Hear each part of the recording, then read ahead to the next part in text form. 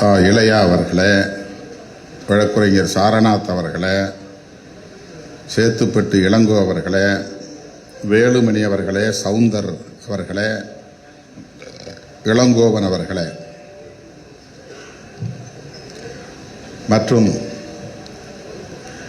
எனக்கு முன்னர் உங்களிடையே தமிழீழ விடுதலை போராளி ஈகைச்சுடர் திலீபன்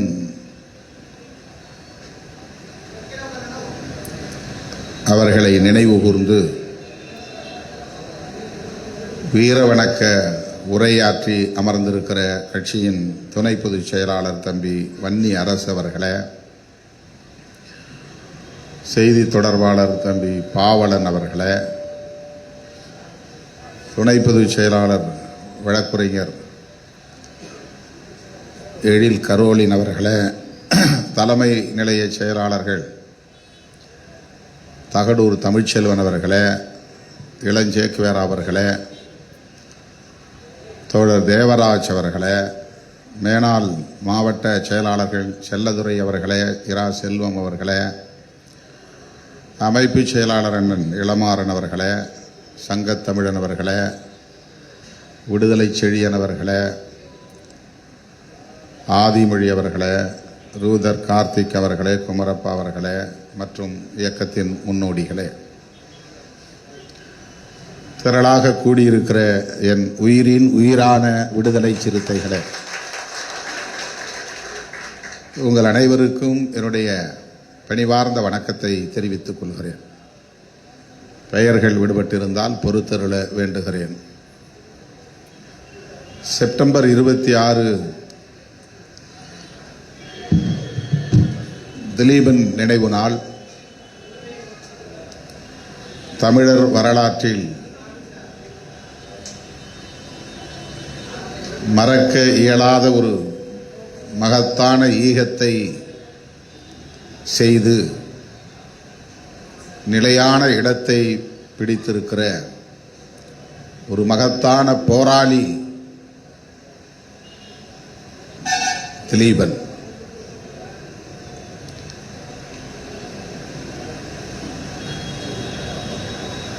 அவருடைய ஈகத்தை நினைவு கூர்ந்து நம்முடைய அரசியல் பயணத்தை முன்னெடுத்து செல்ல வேண்டியது ஒவ்வொரு விடுதலை சிறுத்தையின் கடமையாகும். வரலாற்றில் இது போன்ற போராளிகளை நினைவு கூர்வதும் அவர்களின் ஈகத்தை போற்றுவதும் பொது வாழ்வில் ஈடுபடக்கூடிய ஒவ்வொருவருக்குமான கடமையும் ஆகும்.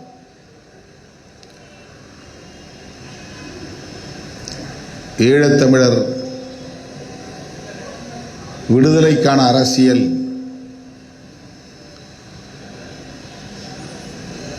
ஈழத்தை சார்ந்த தமிழர்களுக்கு உரியது என்று நாம் விலகி நிற்க முடியாது.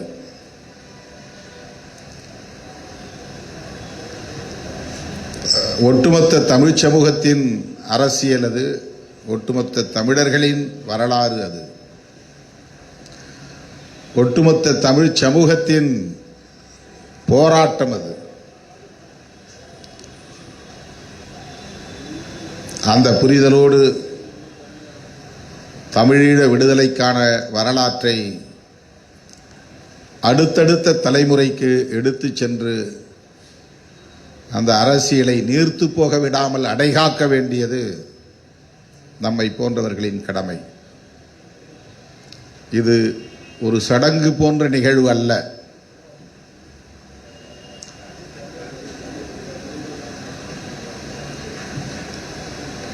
சடங்கு என்கிற அடிப்படையிலே ஆண்டுதோறும் கூடி கலைகிற ஒன்றல்ல. ஒவ்வொரு முறையும் நாம் நம்மை கூர்தீட்டிக் கொள்ள வேண்டிய தேவை இருக்கிறது. நம்மை சூழ்ந்திருக்கிற அரசியலால் நம்முடைய களங்கள் அவ்வப்போது மாறிக்கொண்டே இருக்கும். காலச்சூழலுக்கு ஏற்ப நாம் முதன்மைப்படுத்துகிற அரசியல் மாறிக்கொண்டே இருக்கும். ஆனால் ஈழ விடுதலைக்கான அரசியல் எப்போதும் நமக்கான செயல் திட்டங்களில் முதன்மையான செயல் திட்டங்களில் ஒன்றாக இருக்க வேண்டும். அண்மையிலே கூட நாம் காசாவில் நடைபெற்றுக் கொண்டிருக்கிற இனக்கொலையை கண்டித்து பெரியாரிய உணர்வாளர்கள் கூட்டமைப்பு ஒருங்கிணைத்த பேரணி மற்றும் கண்டன ஆர்ப்பாட்டத்தில் பங்கேற்றோம். அதுவும் ஒரு சடங்கு போன்ற கடமை அல்ல. அந்த வரலாற்றை படிப்பதும் அதை நெஞ்சிலே இருத்துவதும் அதன் அடிப்படையில் நம்முடைய போர்க்குணத்தை மென்மேலும் கூர்தீட்டுவதும் தவிர்க்க முடியாத ஒரு தேவை, வரலாற்று தேவை. அப்படித்தான் ஈழ விடுதலைக்கான போராட்டம் குறித்த புரிதல் நமக்கு தேவைப்படுகிறது.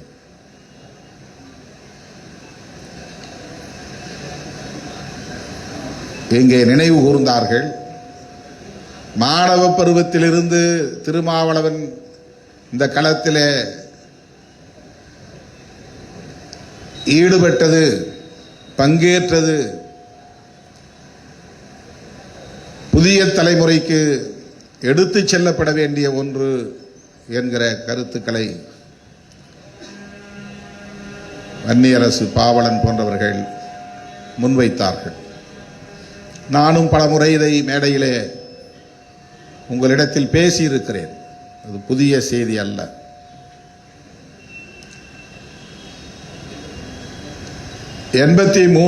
காலகட்டத்தில் 1983 அந்த காலகட்டத்தில் லட்சக்கணக்கான தமிழர்கள் ஈழத்திலிருந்து வெளியேறி கடல் வழியாகவும் வான்வழியாகவும் தமிழ்நாட்டுக்கு வந்து சேர்ந்தார்கள். பாதுகாப்பு தேடி வந்தார்கள். நம்முடைய அரவணைப்புக்காக ஏங்கி வந்தார்கள். அப்போது மாணவர் போராட்டங்கள் ஆங்காங்கே தன்னியல்பாக வெடித்தன. ஒரு கட்சி அல்லது ஒரு அமைப்பு, அவற்றை சார்ந்த தலைவர்கள் திட்டமிட்டு உருவாக்கியவையாக அவை இல்லை, தன்னியல்பாக வெடித்தன. அப்படி ஆங்காங்கே வெடித்த போராட்டங்களில் நானும் தன்னியல்பாக பங்கேற்றேன் என்பது வரலாறு. மேதகு பிரபாகரன் அவர்கள் தமிழ்நாட்டிலே தங்கியிருந்த காலத்தில் காவல்துறையில் அப்போது ஒரே தலைமை பொறுப்பு தான், டிஜிபி என்கிற பொறுப்பு கூட அப்போது அறிமுகப்படுத்தப்படாத காலம். ஐஜி தான், ஐஜி மோகன்தாஸ் என்பவர் இருந்தார். அப்போதே விடுதலை புலிகளுக்கு எதிரான நடவடிக்கைகளில் காவல்துறையினர் இறங்கினார்கள்.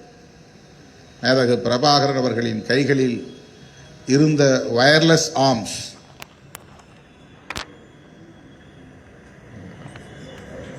கையிலே வைத்திருந்த வாக்கி டாக்கி போன்ற சில கருவிகள், கம்பி இல்லா கருவிகள் என்று சொல்வார்கள்,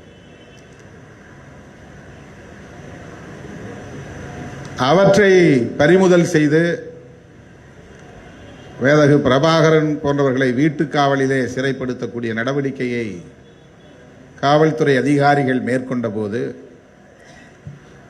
இந்திரா நகர் என்று கருதுகிறேன், அந்த பகுதியிலே இருந்த வீடு ஒன்றில் அவர் சாகுமறை உண்ணாநிலை அறப்போராட்டத்தை தொடங்கினார். அப்போது நான் சட்டக்கல்லூரி மாணவன். உடன் பயின்ற மாணவர்களை அழைத்து கொண்டு அவர் உண்ணாநிலை அறப்போராட்டம் இருந்த வீட்டை நோக்கி நாங்கள் ஒரு அணிவகுப்பாக சென்று அவருடைய இல்லத்தின் வாசலில் நின்று முழக்கமிட்டோம், உண்ணாவிரத போராட்டத்தை கைவிடுங்கள் என்று. அதை அவர்கள் பதிவு செய்து இன்றைக்கும் பத்திரமாக வைத்திருக்கிறார்கள் என்றால் புலிகள் எவ்வளவு ஆளுமை உள்ளவர்கள் என்பதை நம்மால் புரிந்து கொள்ள முடிகிறது. என்னுடைய எந்த பதிவையும் நான் எடுத்து பாதுகாத்து வைக்கவில்லை. அண்ணன் அவர்களோடு அமர்ந்து உரையாடிய காட்சிகள், அவரோடு அமர்ந்து உணவருந்திய காட்சிகள், இவற்றையெல்லாம் இன்றைக்கு நாம் பாதுகாத்து வைக்காமல் விட்டுவிட்டோம், தவற விட்டுவிட்டோம். அவரின் அருகிலே அமர்ந்து என் தோளை தட்டி கொடுத்து அவருடைய இலையில் இருந்த மாமிசத்தை எடுத்து என் இலைக்கு வைத்து வாஞ்சையோடு என்னோடு அவர் உரையாடிய அந்த காட்சிகள் எல்லாம் கையிலே இருந்தது.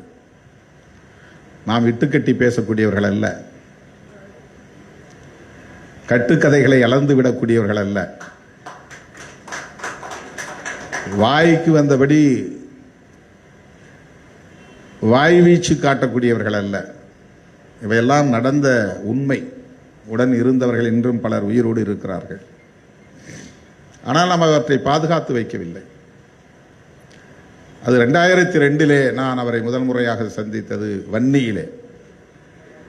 ஆனால் அதற்கு முன்னதாக அவர் தமிழ்நாட்டிலே இந்திரா நகரில் தங்கியிருந்த போது, அந்த உண்ணாநிலை அறப்போராட்டம் நடந்த போது மாணவர்களோடு நான் முழக்கம் எழுப்பி கொண்டு போன காட்சி இப்போது வெளியாகி இருக்கிற அந்த வீடியோ கிளிப்பிங்ஸ், ஒரு சின்ன காணொளி பதிவு அதில் இருக்கிறது. பல தோழர்களுக்கு அது தெரியவில்லை. ஐயா ஆசிரியர் வீரமணி அவர்களை நாங்கள் மந்தவெளியிலே அவர் தங்கியிருந்த ஒரு மருத்துவமனையில் போய் பார்த்தோம். SSS ஹாஸ்பிட்டல் என்று ஒரு ஹாஸ்பிட்டல் இப்போது இருக்கிறதா தெரியவில்லை. ஏதோ ஒரு காரணமாக அங்கே அவர் அனுமதிக்கப்பட்டிருந்தார். இன்றைக்கு திராவிடர் கழகத்தில் இருக்கிற செல்வி அருள்மொழி, இப்போது அவர் திருமணமாகி இருக்கிறார், அப்போது செல்வி என்றுதான் அடைமொழி. அவரோடு நாங்கள் எல்லாம் போய் அவரை பார்த்தோம். பிரபாகரன் அவர்களை நாங்கள் பார்க்க போகிறோம் என்று சொல்லிவிட்டுத்தான் பேருந்தை பிடித்து போனோம். அவர் எங்களுக்கு முன்னதாக காரில் போய் அங்கே பிரபாகரன் அவர்களோடு உள்ளே இருந்தார். நாங்கள் முழக்கம் எழுப்பியதை அறிந்து கொண்டு அவர் உள்ளே இருந்து வெளியே வந்து எங்களிடையே அவர் பேசினார். நாங்கள் துப்பாக்கி ஏந்தி இருப்பது இந்திய அரசுக்கு எதிராக அல்ல, சிங்கள பௌத்த பேரினவாதத்திற்கு எதிராகத்தான். ஆனால் இந்திய ஆட்சியாளர்கள் அல்லது தமிழ்நாடு காவல்துறையினர் எங்களை முடக்க பார்ப்பது எந்த வகையிலே நியாயம், அதை கண்டிக்கிற வகையில் தான் நான் உண்ணாநிலை அறப்போராட்டத்தை தொடங்கியிருக்கிறேன். அந்த கருவிகளை திரும்ப ஒப்படைக்கிற வரையில் நான் உண்ணப்போவதில்லை என்று எங்களிடத்தில் பேசிக்கொண்டிருக்கிற போதே அவருக்கு அழைப்பு வருகிறது. எம்ஜிஆர் லைனில் இருக்கிறார், சிஎம் லைனில் இருக்கிறார். அப்போது அவர் ஊட்டியிலே உதகையிலே மலர் கண்காட்சி திறப்பு விழாவில் பங்கேற்பதற்காக சென்றிருந்த அவர் இந்த தகவல் அறிந்து உடனே தொலைபேசி வாயிலாக வந்து அழைப்பு விடுத்ததும், அந்த தகவல் அவருக்கு வந்து சேர்ந்ததும் எங்களை அப்படியே இருங்கள் என்று சொல்லிவிட்டு உள்ளே போய் அவரிடத்தில் பேசிவிட்டு மீண்டும் வந்து எங்களை பார்த்தார். முதலமைச்சர் எல்லா கருவிகளையும் திரும்ப ஒப்படைக்க ஆணையிட்டு விட்டார். நான் உண்ணாவிரதத்தை முடிக்கிறேன் என்று எங்கள் முன்னால் தான் முடித்தார். எங்கள் முன்னாலேயே ஐயா ஆசிரியர் வீரமணி அவர்கள் பழச்சாறு கொடுத்து அந்த உண்ணாநிலை அறப்போராட்டத்தை முடித்து வைத்தார். எங்களுக்கு பாட்டில் ட்ரிங்க்ஸ் அதை கொடுங்கள் என்று உடனிருந்தவரிடத்திலே கூறினார். எங்களுக்கும் அதை போல அவர்கள் தந்தார்கள். இது நடந்த வரலாறு. அதிலே நான் கோஷமிட்டு கொண்டே வருகிற ஒரு காட்சி சில நொடிகள் அந்த வீடியோ கிளிப்பிங்ஸில் இடம்பெற்றிருக்கிறது. இப்போது இருப்பதற்கும் அப்போது இருப்பதற்கும் பெரிய வேறுபாடு இருக்கிறது. அடையாளம் தெரியாது. அப்போதெல்லாம் தொப்பை இல்லை, பெரிய மீசை இல்லை, முடி நரைக்கவில்லை.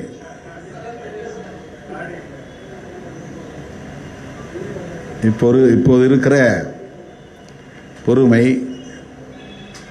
அல்லது முதிர்ச்சி அப்போது இல்லை. மிக மூர்க்கமாக துடிப்பாக செயல்பட்ட காலம் அது.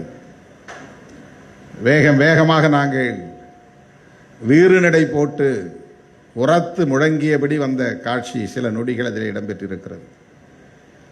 ஈழ விடுதலை போராட்ட வரலாற்றில் திருமாவளவனுக்கு எவ்வளவு நீண்ட நெடிய தொடர்பு இருக்கிறது என்பதற்கு அது ஒரு சான்று. புலிகள் அழிக்கப்பட்டு விட்டார்கள் என்பதற்கு பிறகு பல பேர் புலிகளை ஆதரிக்கிறார்கள். மேதகு பிரபாகரன் அவர்கள் அழித்தொழிக்கப்பட்டு விட்டார் என்ற பிறகு சில பேர் அவர் எங்கள் அண்ணன் என்று உரிமை கொண்டாடுகிறார்கள். அவர் பெயரை உச்சரித்தாலே பொடா சட்டம் பாயும் என்ற போது புலிகள் என்றால் ஈழம், ஈழம் என்றால் புலிகள், அவர்களை விட்டுவிட்டு எங்களால் பேச முடியாது என்று பேசியவன் திருமாவளவன். ஊர்தோறும் அவரது பெயரையும் அவரது படத்தையும் கொண்டு போய் சேர்த்த முதல் இயக்கம் விடுதலை சிறுத்தைகள் கட்சி. அப்போதே நம்மை ஓரங்கட்டியவர்கள் தான் தமிழ் தேசிய சக்திகள். நான் களத்தில் ரொம்ப கசப்பான அனுபவங்களை சந்தித்திருக்கிறேன். எவ்வளவு பேர் முற்போக்கு முகமூடிகளை போட்டுக்கொண்டு திரிகிறார்கள், எவ்வளவு பேர் போலி தமிழ் தேசிய முகமூடிகளை போட்டுக்கொண்டு திரிகிறார்கள் என்பதை அவ்வப்போது காலம் எனக்கு உணர்த்தி இருக்கிறது. என்னதான் நான் 100 விழுக்காடு ஈடுபாட்டோடு ஒரு களத்திலே நின்றாலும் என்னை ஊக்கப்படுத்துவதில்லை என்பதிலே உறுதியோடு இருக்கிறார்கள் சாதியவாதிகள், சாதியவாத முற்போக்குவாதிகள். தமிழ்நாட்டிலே ரொம்ப தேடி பிடித்துதான் உண்மையான முற்போக்கு சக்திகள் யார் என்பதை அடையாளம் காண முடியும். பல முற்போக்கு முகமூடிகள் அணிந்த சக்திகள் இங்கே வெவ்வேறு களங்களில் நின்று பணியாற்றி கொண்டிருக்கிறார்கள். எல்லோரையும் பார்த்து நம்பி அவர்களோடு களத்திலே நின்று ஏமாந்து போனவன் நான். எனக்கு எந்த எதிர்பார்ப்பும் இல்லை, அதனால் எனக்கு அது ஏமாற்றம் இல்லை. அதை வைத்து எந்த ஆதாயமும் தேட நான் முயற்சித்ததில்லை, அதனால் அது எனக்கு ஏமாற்றம் இல்லை. உலக நாடுகள் முழுவதும் நான் ஈழத்தமிழர்களின் அழைப்பை ஏற்று பல பயணங்களை மேற்கொண்டிருக்கிறேன். ஆனால் தப்பித்தவரையும் அவர்கள் நடத்திய வெப்சைட் இணையதளங்களில் கூட திருமாவளவன் வந்தார், இந்த நிகழ்விலே பங்கேற்றார், இப்படி உரையாற்றினார் என்று பதிவு செய்ய மாட்டார்கள்.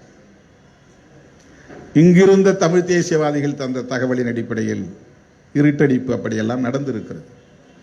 நானும் அதை பற்றி கவலைப்பட்டதில்லை. புதுவை ரத்தினதுரை கலை இலக்கிய பேரவையின் தலைவர், அவர்தான் பொறுப்பாளர். அவர் மேடையிலேயே பேசினார், என்னிடத்தில் நேரிலும் சொன்னார். நாங்கள் A9 சாலை திறந்ததும், A9 சாலைன்னா யாழ்ப்பாணத்தையும் கொழும்பையும் இணைக்கிற சாலை, பல ஆண்டுகளாக அது மூடி கிடந்தது. அது இருந்த இடமே தெரியாத அளவுக்கு, அடிச்சுவடு அற்றுப்போகிற அளவுக்கு பாழ்பட்டு விட்டது. ஒப்பந்தம், போர் நிறுத்த ஒப்பந்தம் ஏற்பட்ட பிறகு 2002 அந்த சாலை திறக்கப்பட்டது. 10-20 ஆண்டுகளுக்கு முன்பு பிறந்த யாருக்கும் இந்த வரலாறு தெரியாது. அப்போது மானுடத்தின் தமிழ்கூடல் என்கிற பெயரிலே ஒரு மாநாட்டை ஒருங்கிணைத்தார் புதுவை ரத்தினதுரை. அவர் ஒரு ஆஸ்தான கவிஞர், புலிகளுக்கு என்று சொல்லக்கூடிய அளவுக்கு மாபெரும் கவிஞர். புதுவை என்றால் புதுச்சேரி என்று பொருள் அல்ல, புதுக்குடியிருப்பு என்கிற ஒரு பகுதி அங்கே இருக்கிறது வன்னியிலே. புதுக்குடியிருப்பு என்கிற அந்த பகுதிக்கு சுருக்கமாக புதுவை என்று பெயர். ரத்தின துரை என்பதுதான் அவருடைய பெயர். அவருடைய கவிதை நூல்கள் மிகப்பெரிய அளவில் பல பாகங்கள் வெளிவந்திருக்கின்றன. அவர்தான் அந்த நிகழ்வை ஒருங்கிணைத்தார். இந்த A9 சாலை திறந்த பிறகு தமிழ்நாட்டிலிருந்து கலைத்துறையை சார்ந்தவர்கள், இலக்கியத்துறையை சார்ந்தவர்கள், ஓவியர்கள், நாட்டுப்புற கலைஞர்கள் என்று பலரையும் அழைத்து அந்த பகுதியை, ஈழத்தை பார்வையிடச் செய்து அவர்கள் மூலமாக ஈழத்தை பற்றிய கருத்துக்களை பல்வேறு படைப்புகளாக கொண்டு போய் மக்களிடத்தில் சேர்க்க வேண்டும் என்கிற பெருநோக்கோடு அண்ணன் பிரபாகரன் அவர்கள் பலருக்கும் அழைப்பு விடுத்தார்கள். அந்த வரிசையிலே இயக்குனர் பாரதி ராஜா அவர்களும் அங்கே போய்விட்டு வந்தார். இயக்குனர் மகேந்திரன் அவர்கள் கூட போய்விட்டு வந்து ஆணிவேர் என்கிற பெயரில் ஒரு படம் கூட தயாரித்தார். தோழர் சந்தோஷ் அவர்கள் கூட அந்த அடிப்படையில் தான் அழைக்க பெற்றார். அப்படி பல பேர் அழைக்க பெற்றார்கள். நான் போய் தங்கியிருந்த போது ஒரு முறை நான் தங்கியிருந்த விடுதியிலேயே இன்னொரு அறையில் இயக்குனர் பாரதி ராஜாவும் தங்கியிருந்தார். 2 பேரும் வெளியே வந்தபோதுதான் வரவேற்பறையில் சந்தித்துக் கொண்டோம். ஆனால் எங்களுக்கு விடுத்த அழைப்பு அப்படி சுற்றி பார்ப்பதற்கான அழைப்பு அல்ல. அது ஒரு மாநாட்டில் பங்கேற்று உரையாற்றுவதற்கான அழைப்பு. மானுடத்தின் தமிழ்கூடல் என்பது யாழ்ப்பாணத்திலே இருக்கிற ஒரு வரலாற்று புகழ் வாய்ந்த மண்டபத்திலே நடந்தது. அதிலே எழுத்தாளர்கள், இயக்குனர்கள் என்று ஜெயப்பிரகாசம் எழுத்தாளர், மருது ஓவியர், இன்குலாப் கவிஞர், தங்கராஜ் புகழேந்தி திரைப்பட இயக்குனர், இவர்களை எல்லாம் அழைக்கப் போகிறோம் என்று புதுவை ரத்தினத்துறை அவர்களே முடிவு செய்து அண்ணன் பிரபாகரன் அவரிடத்திலே சொல்லிவிட்டு, அரசியல் தளத்திலிருந்து யாரை அழைப்பது என்று தெரியவில்லை என்று தயங்கி சொன்னாராம். அவரே சொன்னது. அப்போது அண்ணன் பிரபாகரன் அவர்கள் ஒரு துண்டுச்சீட்டை எடுத்து அதிலே ஒரு பெயரை எழுதி கொடுத்தார். அதை பிரித்து பார்த்தபோது திருமாவளவன் என்று எழுதப்பட்டிருந்தது. நாங்கள் யாரும் எதிர்பார்க்கவில்லை, உங்கள் பெயர் எங்கள் சிந்தைக்கே வரவில்லை, உங்களை அழைக்க வேண்டும் என்று நான் எண்ணவே இல்லை, உங்கள் பெயரை துண்டுச்சீட்டிலே எழுதி இவரை அழையுங்கள் என்று சொன்னவர் அண்ணன் பிரபாகரன் அவர்கள் என்று புதுவை ரத்தினதுரை அவர்கள் சொன்னார். அப்படி அவரால் அடையாளம் காணப்பட்டதால் தான் உலகத் தமிழர்கள் என்னை அழைத்தார்கள். தமிழ்நாட்டிலே என்னை ஒரு சாதியவாதியாக மட்டுமே பார்த்து எனக்கு எதிரான அவதூறுகளை திட்டமிட்டு சாதியவாத தலைவர்கள் பரப்பிக் கொண்டிருந்த வேளையில் அந்த வளையத்தை தாண்டிய ஒரு ஆளுமைதான் தம்பி திருமாவளவன் என்று அடையாளப்படுத்தியவர் அண்ணன் பிரபாகரன் அவர்கள். அவர் தான் முதல்ல என்ன ரெகக்னைஸ் பண்ணவர். தமிழ்நாட்டில் எந்த அரசியல் கட்சி தலைவர் என்ன முதல்ல ரெகக்னைஸ் பண்ணலை. தேர்தல் களத்திற்கு முன்பு சொல்லுகிறேன், தேர்தல் களத்திலே ஐயா மூப்பனார் அவர்கள் ஒரு தேர்தல் தேவை என்கிற அடிப்படையிலே என்னை அடையாளம் கண்டு அறிமுகப்படுத்தினார். அதை என்றென்றைக்கும் நாம் நன்றி உணர்வோடு சொல்ல கடமைப்பட்டிருக்கிறோம். ஏன்னா அவரை கூப்பிடாதீங்க, அவரை சேர்க்காதீங்க, அவரை ஊக்கப்படுத்தாதீங்க என்று அப்போதே நமக்கு எதிரான அவதூறுகள் குறிப்பாக பாமகவினரால் திட்டமிட்டு பரப்பப்பட்டது. இவ்வளவு பெரிய கோப்பு கொடுத்து மூப்பனார்ட்ட போய் கொடுத்து அதில் பாருங்கள், சுவர் எழுத்து விளம்பரத்தெல்லாம் பாருங்கள் எப்படி எழுதியிருக்காங்கன்னு. தீன்னு போட்டிருக்க இடத்துல கத்தி அருவாள் இருக்கு, எண்ணு போட்டு முடிகிற இடத்துல வெடிகுண்டு வெடிக்கிற மாதிரி இருக்கு, முற்றுப்புள்ளி வைக்கல வெடிகுண்டு, கொம்பு போடல அருவாள் இருக்கு, இவனையா நீங்கள் ஊக்கப்படுத்த போகிறீர்கள் என்று அதை ஒரு ஆதாரமாக காட்டி எனக்கு எதிரான அவதூறுகளை கண்டபடி எல்லாம் பரப்பினார்கள். அதையெல்லாம் தாண்டி மூப்பனார் அவர் எளிய மக்களுக்காக குரல் கொடுக்கிறார், அவர் எப்படி இருந்தாலும் அவரை ஏற்பேன் என்று வெளிப்படையாக பேசியவர். ஆனால் அதை தாண்டி எந்த தேர்தல் நோக்கமும் இல்லாமல் என்னை அங்கீகரித்த பெருமைக்குரியவர் அண்ணன் பிரபாகரன் அவர்கள். இந்த வரலாறு தெரியாத மூடர்கள் இன்றைக்கு நமக்கு எதிரான அவதூறுகளை ராஜபக்சேட்ட போய் கை குலுக்கினாரு.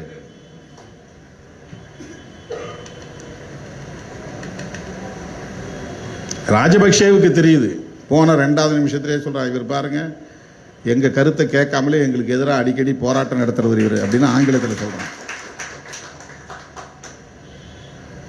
முடிச்சுட்டு போறப்ப போட்டோ எடுக்கிற நேரத்தில் என் கையை பிடிச்சிக்கிட்டு டிஆர் பாலு அவர்கள்ட்ட சொல்றான், தெரியுமா இவர் அவருக்கு ரொம்ப க்ளோஸ், நல்ல வேளை இவர் அப்போ இல்லை, இருந்திருந்தா இவர் மேலே போய் இருப்பார், இவரையும் போட்டு தள்ளி இருப்போம் அப்படின்னு சொல்றார். ராஜபக்சேவுக்கு தெரியுது திருமாவளவன் யாருன்னு. இந்த அளவுக்கு பிரபாகரன் அங்கீகரிக்கிறார், ராஜபக்சே அறிந்திருக்கிறார் என்பதை பொறுத்து கொள்ள முடியாத பொறாமை பிடித்த சாதி வெறியர்கள் தொடர்ந்து வன்மத்தை கக்கி கொண்டிருக்கிறார்கள். போனாரு, கையை குலுக்கினாரு. அவர்கள் அரசியல் அறியாமையில் உணர்கிற அற்பர்கள் என்று நாம் கடந்து போகிறோம், அது வேறு. ஆனால் நீங்கள் தெளிவாக இருக்க வேண்டும்.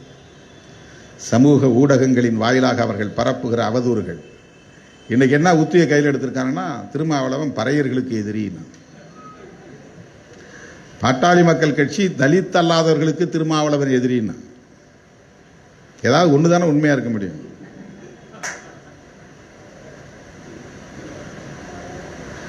பாஜக காரங்க திருமாவளவன் இந்துக்களுக்கு எதிரிங்கிறான். இவன் முஸ்லிம்களோடும் கிறிஸ்தவர்களோடும் சேர்ந்துக்கிட்டு இந்துக்களுக்கு எதிராக பேசுறான். அவன் என்ன இந்துக்களின் எதிரிங்கிறான். பாமக போன்ற சாதியவாத அமைப்புகள் என்னை தலித் அல்லாதவர்களுக்கு எதிரின்றான். தலித்துகளில் சில பேர் இவர் பறையர் எங்கள் சாதிக்கு எதிரி என்று பறையர் அல்லாதவர்கள் சொல்லுகிறார்கள். இப்ப பறையர்கள் சில கைக்கூலிகள் புறப்பட்டு இருக்கிறார்கள், திருமாவளவன் பறையர்களுக்கு எதிரி என்கிறார்கள். இதிலிருந்து நீங்கள் புரிந்து கொள்ள வேண்டும், பாஜக சொல்லுகிறார்கள் என்றால் அவர்களின் கொள்கைக்கு நான் எதிராக இருக்கிறேன் என்பது அதிலே உறுதிப்படுகிறது. அவர்கள் பேசுகிற சனாதன அரசியலுக்கு திருமாவளவன் எதிராக இருக்கிறான், அதனால் அவன் ஆத்திரப்படுகிறான். பாமக காரன் திருமாவளவனை எதிரி என்று சொல்லுகிறான் என்றால் நான் சாதி ஒழிப்பை உயர்த்தி பிடிக்கிறேன், சாதியவாத சக்திகளை எதிர்க்கிறேன் என்பதை அவன் புரிந்து வைத்திருக்கிறான். பறையர் அல்லாத தலித்துகள் எங்களை தலித் என்று சொல்லக்கூடாது, திருமாவளவன் எங்கள் சாதிக்கு எதிரி என்று சொல்லுகிறார்கள் என்றால் அவர்கள் விரும்புகிற சாதி அரசியலை நான் ஏற்றுக்கொள்ளவில்லை, சாதி ஒழிப்பு அரசியலை பேசுகிறேன், அதனால் அவர்கள் எதிரி என்கிறார். அவங்களுடைய நோக்கம் என்னன்னா, நாங்கள்லாம் எங்க சாதி பெருமையை பேசுறோம், நீ உன் சாதி பெருமையை பேசு. சாதி ஒழிப்பை பேசுகிறவன் சாதி பெருமை பேச மாட்டான். சாதி ஒழிப்பை பேசுகிறவன் சாதிய கட்டமைப்பை தகர்க்க வேண்டும் என்கிற இலக்கில் தான் குறியாக இருக்க முடியும். அதனால்தான் தமிழ் தேசியத்தை விடுதலை சிறுத்தைகள் சாதி ஒழிப்போடு இணைத்து பார்க்கிறது. தமிழ் தேசியம் என்பது வெறும் மொழி உணர்வு அல்ல, தமிழ் தேசியம் என்பது பிற மொழி வெறுப்பு அல்ல, தமிழ் தேசியம் என்பது தெலுங்கு கன்னட எதிர்ப்பு அல்ல,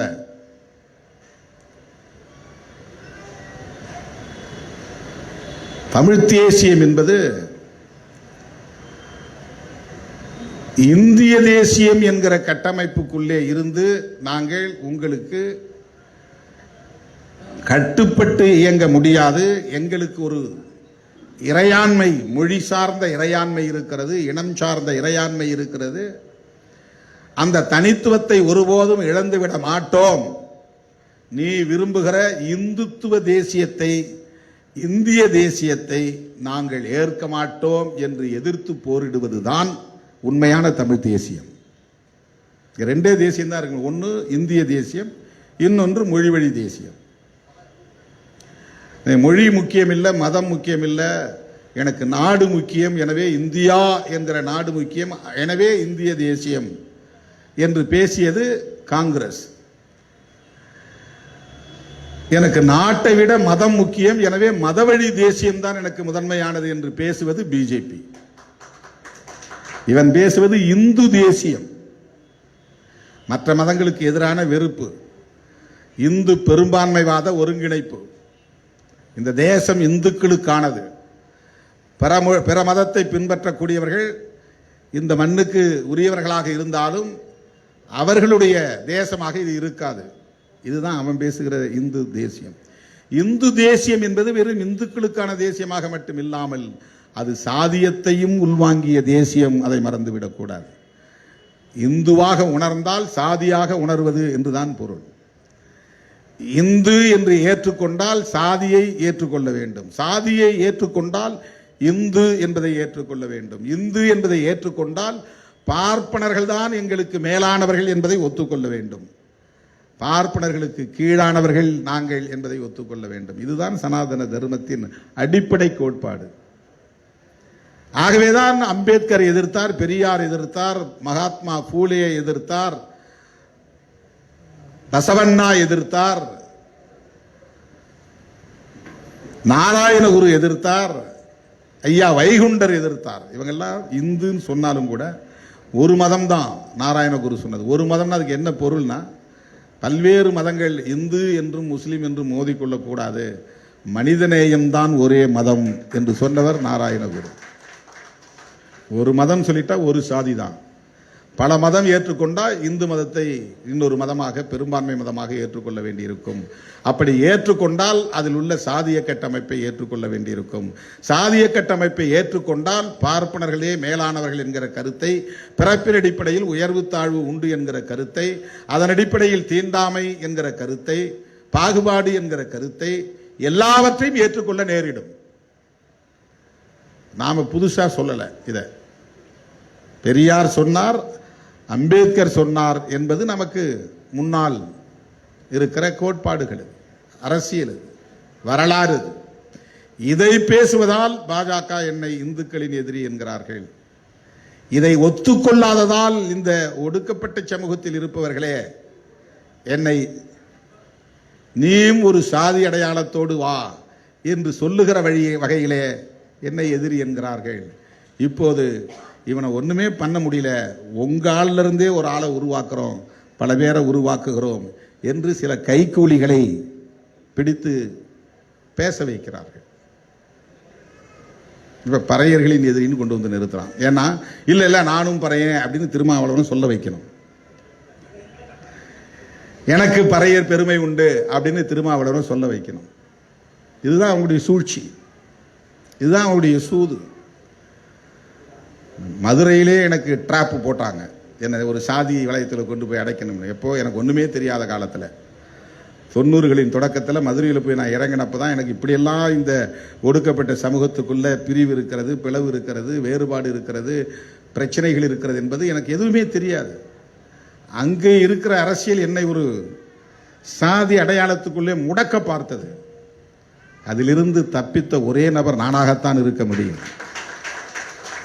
அந்த நாளிலிருந்து இந்த நாள் வரையில் உண்மையான அம்பேத்கரியவாதியாக சாதி ஒழிப்பு அரசியலே முதன்மையானது.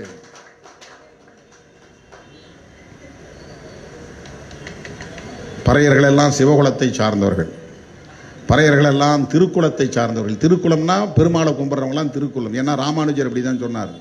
இவங்களை யார் பறையர்னு சொல்றது? இவங்களை யார் இழிவானவர்கள் என்று சொல்லுவது, தீண்டப்படாதவர்கள் என்று சொல்லுவது? இவங்களெல்லாம் வைணவத்தில் நான் சேர்த்துக்கிறேன். பெருமாள் இவங்களெல்லாம், திருமால் மகாவிஷ்ணு பிள்ளைகள், இவங்களை நாங்கள் அரவணைப்போம். எனவே இவர்கள் திருக்குலத்தார் அப்படின்னு பேர் வச்சாங்க. சைவ மதத்தை பின்றவர்கள்லாம் இவங்க சைவ குலத்தார். அதனால்தான் சாம்ப சிவன் அவருக்கு பேரு. நாங்கள்லாம் சாம்பவர்கள், நாங்கள் சிவகுலத்தை சார்ந்தவர்கள்.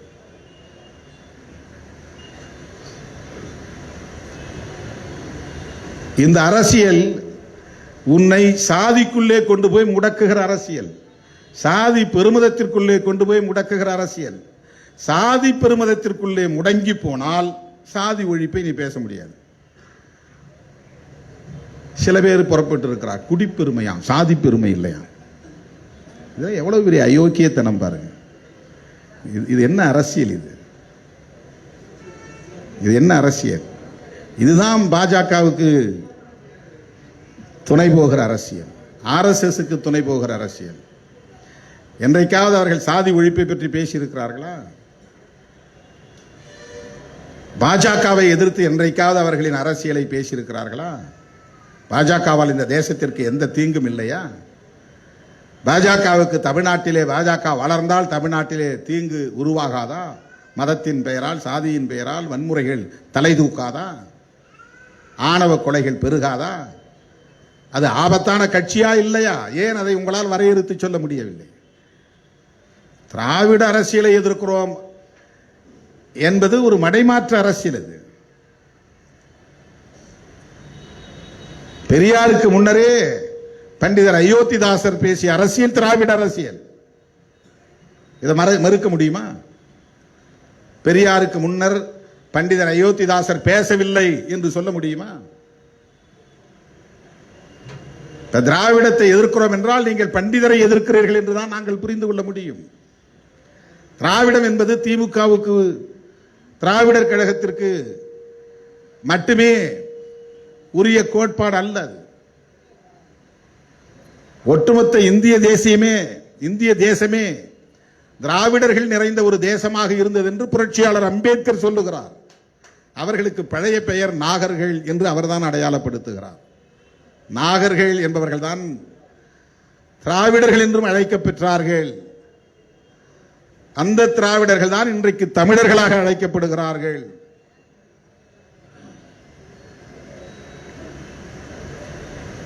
இது அம்பேத்கர் சொன்னது, நான் சொல்லவில்லை. அம்பேத்கர் சொன்னது தவறு என்றால் பொது மேடையிலே விவாதிக்கலாம்.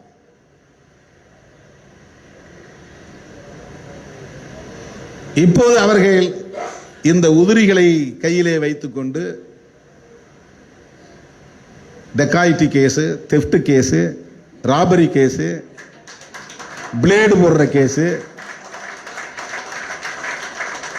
இந்த மாதிரி வழக்குகளில் சம்பந்தப்பட்ட கும்பலை உயர்த்தி பிடிக்கிறார்கள். அந்த கும்பலை கூட வச்சுக்கிட்டு நம்மளை கலாய்க்கிறாங்களாம், திட்டுறாங்களாம்.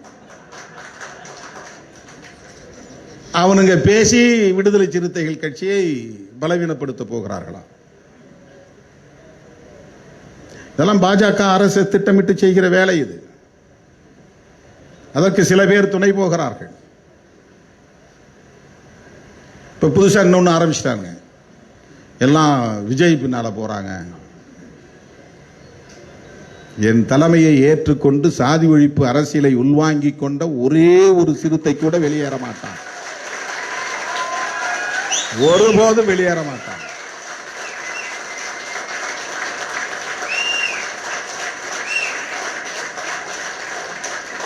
அதற்கு வாய்ப்பே இல்லை. விஜயகாந்த் வந்தப்ப அப்படிதான் ஒரு பேனிக், ஒரு பயத்தை உண்டாக்குனாங்க. மருத்துவர் ராமதாஸ் அவர்களே இடத்துல சொன்னார், உங்க பசங்களும் எங்க பசங்களும் தான் போறாங்க அப்படின்னாரு. போறவன் போட்டுருக்கியா, அதெல்லாம் ஃபில்டர் ஆகிறது நல்லது தான் அப்படின்னு. அது ஃபில்டர் ஆகினது. அந்த மாதிரி மிதந்துகிட்டு இருக்கிறவங்க நம்ம கூட இருக்க வேண்டிய அவசியமே இல்லை. படையில் நன்றாக தேர்ச்சி பெற்றவர்கள் தான் இருக்கணும். அது படை, நாம் நடத்துறது படை, நாம் நடத்துவது படை, கொள்கை படை, அது கோட்பாட்டு படை.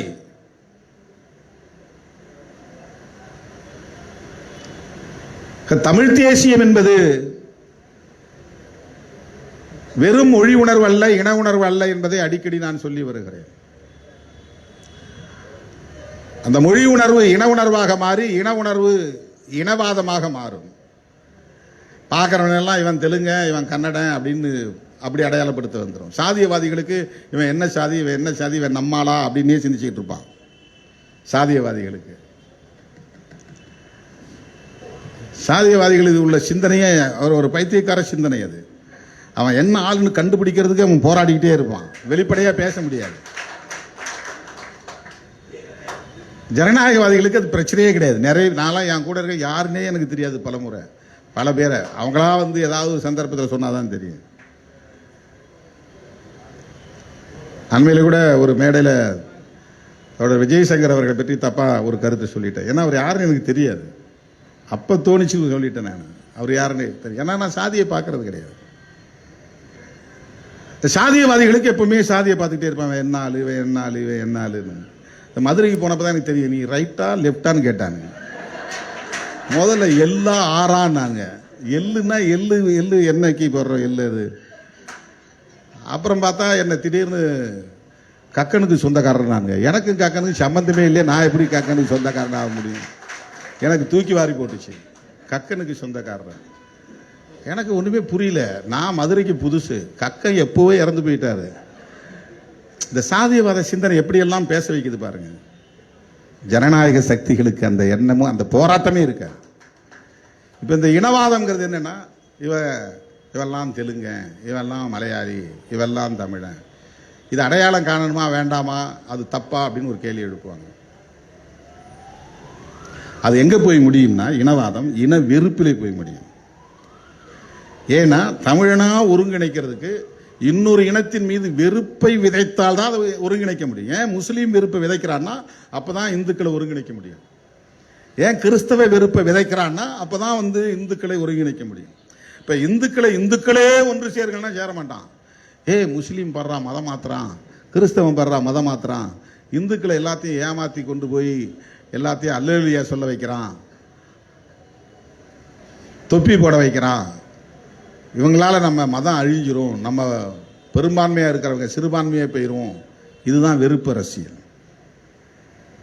இந்த வெறுப்பு அரசியலுக்கு கொண்டு போய் விட்டுவிடும். இப்ப வெறுப்பு அரசியல் என்பது சகோதரத்துவத்தை பாதிக்கும். கொள்கை சார்ந்து ஒரு பகையை அடையாளம் காண்பதும் அதன் அடிப்படையில் அவர்களை அம்பலப்படுத்தி வீழ்த்துவதும் தான் ஜனநாயக அணுகுமுறை. அதுதான் ஜனநாயக அணுகுமுறை, டெமோக்ராட்டிக் அப்ரோச்.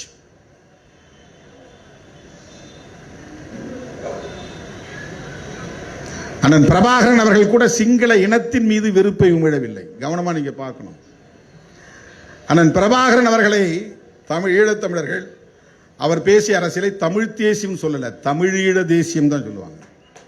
தமிழீழ தேசிய தலைவர் தான். தமிழ் தேசிய தலைவர் பிரபாகரன் எந்த இடத்துல எழுதியிருக்க மாட்டாங்க. அதுல என்ன வேறுபாடு இருக்கு? தமிழ் தேசியம்னா மொழி வழி தேசியம், அவ்வளவுதான். அது உலகம் முழுக்க இருக்கிற தமிழர்கள் அனைவருக்கும் பொதுவானது. தமிழீழ தேசியம் அப்படின்னா தமிழீழம் என்கிற ஒரு தேசத்தை வென்றெடுப்பதற்கான அரசியல் என்று பொருள். அப்ப நீ இங்க என்ன பேசணும்? தமிழ்நாடு தேசியம் தான் பேசணும். தமிழீழ தேசியம்னா தமிழ்நாடு தேசியம் தான் பேசணும். அல்லது தமிழ் தேசியம் என்று பேசினாலும் கூட தமிழ்நாடு விடுதலை முதன்மையானது என்று பேசணும். அப்படின்னா நீ பேச தமிழ் தேசியம் உண்மைன்னு நாம சொல்லலாம். தமிழரசன் தமிழ்நாடு விடுதலை படை வைத்திருந்தார். அவரும் நேசித்த இயக்கம் தான் விடுதலை சிறுத்தைகள் கட்சி. தமிழரசுங்கிற பேர் ஆயிரக்கணக்கான பேர் குழந்தைகளுக்கு நான் சூட்டியிருக்கிறேன். இவங்கெல்லாம் அந்த பேரை உச்சரிக்க பயந்த காலத்தில் பல மேடைகளில் நான் தமிழரசன் என்று பேசியிருக்கிறேன். அவர் வரலாற்றை பேசியிருக்கிறேன். தமிழரசுங்கிற பேரில் ஒரு படமே எடுப்பதற்கு சேக்குவேரா முன் வந்தார். ஆனால் அது நின்று போச்சு. 10 நாள் ஷூட்டிங் நடந்து நின்று போச்சு. அப்போ எனக்கு ஆர்வம் இல்லாமல் போச்சு. எனக்கு திரைப்படத்தில் ஒரு ஈடுபாடு இல்லை. இன்னைக்கு பல பேர் தமிழரசன் பேரை சொல்ல வந்திருக்கிறாங்க. தமிழரசன் தாயை போய் வீட்டிலே போய் பார்த்து அந்த தாய்க்கு ஆறுதல் சொன்னவன் நான். அவங்க அம்மாவை போய் பார்க்கறதுக்கே அந்த சமுதாயத்தை சார்ந்த பல பேர் ரஞ்சி கொண்டிருந்தவர்கள் இன்னைக்கெல்லாம் தமிழரசனை பற்றி பேச தொடங்கிட்டான். தமிழரசன் தமிழ்நாடு விடுதலை படையை வைத்து அவர் பேசிய அரசியல் சாதி ஒழிப்புடன் கூடிய தமிழ் தேச விடுதலை. அதுதான் முக்கியம். இன்னைக்கு நீங்க அவருடைய மீன் சுருட்டி அறிக்கை இருக்கு, வாங்கி படிங்க. ஒவ்வொரு விடுதலை சிறுத்தையும் கட்டாயம் படிக்கணும், நான் பரிந்துரைக்கிறேன். அவர் அவங்க பார்வைப்படி, சாதியவாதிகளின் பார்வைப்படி அவர் பரப்பால் வன்னியர். ஆனால் அவர் சாதி ஒழிப்பை பேசியதால் அவரை ஒழித்து கட்டிவிட்டார்கள். ஏன்னா வன்னியர்களே அவர் ஆதரிக்கல. அந்த சமுதாயத்தை சார்ந்தவர்களே அவரை காப்பாற்ற வேண்டும் என்று முயற்சித்திருந்தால் காப்பாற்றி இருக்க முடியும். உளவுத்துறையை சார்ந்தவர்கள் தான் மக்களை திரட்டி கொள்ளையடிக்க வந்திருக்கிறான்னு சொல்லி வழிமறிச்சு அடிச்சே கொண்டாங்க. 5 பேரை அடிச்சே கொண்டாங்க. அதில் எங்கள் ஊர் பக்கத்துக்கு ஒரு பழனிவேல்னு ஒரு தம்பியும் இறந்து போனான். வெள்ளக்காலிங்க ராயநல்லூர் கிராமத்தை சார்ந்த பழனிவேல். தருமலிங்கம்னு ஆதமங்கலம், அவர் எனக்கு நல்ல நண்பர். இந்த சந்தேகத்தில் தான் என்ன கியூ பிரான்ச் கடுமையாக விரட்டினாங்க ஒரு காலத்தில். என் மேலே வழக்கு போட்டாங்க. அது தனி வரலாறு. தமிழ்நாடு விடுதலை என்பதுதான் தமிழ் தேசியத்தின் அடிப்படை கோட்பாடாக இருக்க முடியும், கருப்பொருளாக இருக்க முடியும். அதை இங்கே யாரும் பேசுறதே கிடையாது. தமிழ்நாட்டில் இருக்கிற யாரும் பேசுறது கிடையாது. தமிழ் தேசியம் பேசி தெலுங்கர்களுக்கு எதிரான வெறுப்பை தான் விதைக்கிறாங்க. திராவிடத்தால் தான் வீழ்ந்தோம், திராவிட அரசியலால் தான் வீழ்ந்தோம், வடுக வந்தேரிகளால் தான் வீழ்ந்தோம், அந்த வந்தேரிகளின் வாரிசுகள் தான் இவர்கள் எல்லாம் என்று திமுக தலைவர்களையும் அவர்களையும் நாங்கள் திமுகவுக்கு வக்காலத்து வாங்கவே இல்லை. நாங்கள் பேசுகிற அரசியலிலும் நீங்கள் அடிமடியில் கை வைக்கிறீர்கள். எங்கள் அரசியலை நீங்கள் பலவீனப்படுத்துகிறீர்கள். அது திமுக அரசியல் நீங்க ஏன் பாக்குறீங்க? பண்டிதர் அயோத்திதாசர் பேசும்போது பெரியார் இங்கே இல்லை. திராவிட மகாஜன சபை என்கிற அமைப்பை உருவாக்கிய போது 1891 அப்ப அம்பேத்கரே பிறக்கல. ரெட்டமலை சீனிவாசன் பறையர் மகாஜன சபையை உருவாக்குகிற போது அம்பேத்கர் பிறக்கல. பறையர் மகாஜன சபைனா இன்னைக்கு நீங்க பார்க்கிற இந்த பறையர் இல்ல. இந்தியா முழுக்க இருக்கிற அன்டச்சபிள் அனைவருக்குமான பெயர் தான் பறையர். அது ஒரு காமன் டெர்மினாலஜி, காமன் டேர்ம். அது ஒரு பொது சொல்லு. சர்வதேச பறையனை போல் சதாம் ஹுசேனை கட்டி வைத்து அடிப்போம் அப்படின்னு ஜான் மேஜர் சொன்னார். அப்படின்னா சதாம் ஹுசேன் பறையரா என்ன தமிழ்நாட்டில் பிறந்த பறையரா? ஜான் மேஜர் இங்கிலாந்து பிரதமர் சதாம் ஹுசேனை பற்றி சொல்லும் போது அவரை இன்டர்நேஷனல் பறையான்னு சொன்னார். சுப்பிரமணிய சுவாமி மேதகு பிரபாகரன் அவர்களை இன்டர்நேஷனல் பறையான்னு சொன்னார். உடனே கண்டிச்சு போஸ்டர் அடிச்சு ஓட்டணும் மதுரையில். உடனே நான் போஸ்டர் அடிச்சு 300 போஸ்டர் டெடில் பிரஸ்ல தான் அடிப்போம். இப்போ கட்ட பிரஸ் எழுத்து கட்ட எழுத்துல இருக்கும், கூட்டி கூட்டி நான் தான் போய் டிசைன்லாம் பண்ணுவேன். பிரஸ்லே கிடப்பேன் நான். போஸ்டர் அடிச்சு நைட்டெல்லாம் ஆட்களை திரட்டிக்கிட்டு வீதி வீதியாக போய் ஒட்டுவேன். காலையில் பேருந்தில் ஒட்டிட்டு தான் அலுவலகத்துக்கே போவேன். இரவில் தூக்கம் இருக்காது, அங்கே போய் உட்காந்து தூக்க கலக்கம் இருக்கும். அப்படியே எனக்கு அப்படியெல்லாம் பணியாற்றி இருக்கிறோம்.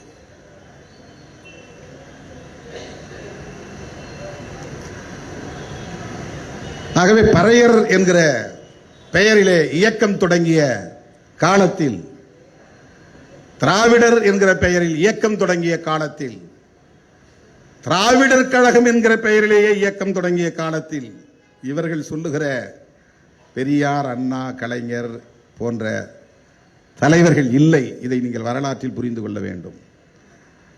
ரெவரண்ட் ஜான் ரத்தினம்னு ஒருத்தர் இருந்தார், ஒரு பெரியவர், கிறிஸ்தவ மதத்தை சார்ந்தவர். அவர் உருவாக்கின இயக்கத்தின் பெயரே திராவிடர் கழகம். பெரியார் காங்கிரஸில் இருந்து வெளியேறி சுயமரியாதை இயக்கம் கண்டு பிறகு நீதி கட்சியிலே சேர்ந்து வெளியேறி 1944 தான் திராவிடர் கழகம்ங்கிற அமைப்பையே உருவாக்குறார். 1816 பண்டிதர் அயோத்திதாசர் காலமாகி விடுகிறார். ரெவரண்ட் ஜான் ரத்னா அதுக்கு முன்னாலேயே இந்த இயக்கத்தை தொடங்கிடுறார். பெரியார் 1873 தான் பிறக்கிறார். 879 973 இறக்கிறார். 879 தான் அவர் பிறக்கிறார். 91 அம்பேத்கர், அவர் 2 வயசு பெரியாருக்கு அவர் இளையவர். 91 ரெட்டமலை சீனிவாசன் 30-35 வயசு. அப்ப அவர் ஆதி திராவிடர்களுக்குன்னு பறையர் மகாஜன சபையை வச்சிருக்கிறார். இவர் சிசுவா இந்த மண்ணில் விழுந்த போது அம்பேத்கர் அவர் ஒரு சமூகத்தின் தலைவராக, ஒரு இயக்கத்தின் தலைவராக இருந்தார். Untouchables leader. இன்னைக்கு பார்க்குற இந்த பறையருங்கிற தனி சாதிக்கான தலைவர் இல்லை. நேஷனல் லெவல்ல அன்டச்சபிள்ஸ் அனைவருக்குமான ஒரு இயக்கமாகத்தான் அதை உருவாக்கினார். ஆகவே திராவிடம் என்பதிலே ஒடுக்கப்பட்ட மக்களுக்கான பங்களிப்பு என்பது குறிப்பிடத்தக்கது, மகத்தானது. இதெல்லாம் புரிஞ்சு வச்சுக்கணும். நம்ம நீங்கள்லாம் டிபேட்டுக்கு போறவங்க இதெல்லாம் புரிஞ்சு வச்சுக்கணும். உரையாடுகிற போது, சமூக ஊடகங்களிலே உரையாடுகிற போது இந்த அடிப்படை புரிதலோடு நீங்கள் உரையாட வேண்டும். ஏன் நாம பேசுறேன்னா, அவங்க சொல்ற மாதிரி திமுகவுக்கு முட்டு கொடுக்கணும். முட்டு கொடுக்குற என்ன அர்த்தம் தெரியுமா? ஒன்று சாஞ்சி போகாமல் இருக்கிறது தான் முட்டு கொடுக்கணும். இப்போ திமுக சாயிற நிலையில் இருக்கா? அது ஆளுங்கட்சியா இருக்கு. அதே அயோக்கியத்தனமான ஒரு உரையாடல் இல்லை. அது அவதூறே லாஜிக்கா இல்லையே. அது ஒரு லாஜிக் இருக்கணும்ல. ஒரு கட்சி பலவீனப்பட்டு அது சாஞ்சி விழ போற நிலைய ஒருத்த போய் இல்லைன்னு தாக்கி பிடிச்சா அதுக்கு பேர் முட்டு கொடுக்கறது. ஒரு செவரு சாய போகுதுன்னா உடனே என்ன பண்ணுவான்? 2 தடியை கிடியை எடுத்துட்டு போய் வச்சு கல்ல வச்சு முட்டு கொடுப்பான், விழுந்துடாம இருக்கிறது.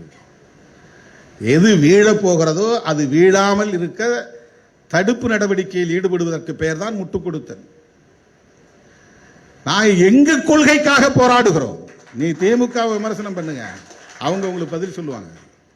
அவங்களுக்கு அந்த இன்ஃப்ராஸ்ட்ரக்சர் இருக்குது, அதுக்கான ஸ்ட்ரென்த் இருக்குது, வலிமை இருக்கு.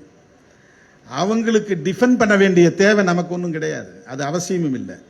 நான் பேசுகிற அரசியலை நீ நீர்த்து போக செய்கிறாய், நீர்த்து போக வைப்பதற்கு முயற்சிக்கிறாய். நான் எப்படி அரசியல் பேச முடியும்?